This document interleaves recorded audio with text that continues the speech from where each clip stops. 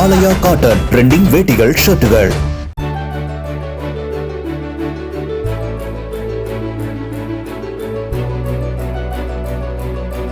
இந்திய கிரிக்கெட் அணியின் முன்னாள் கேப்டன் ராகுல் டிராவிட் மாமல்லபுரத்திற்கு குடும்பத்துடன் வருகை தந்து அங்குள்ள புராதன சின்னங்களை சுற்றி பார்த்தார்.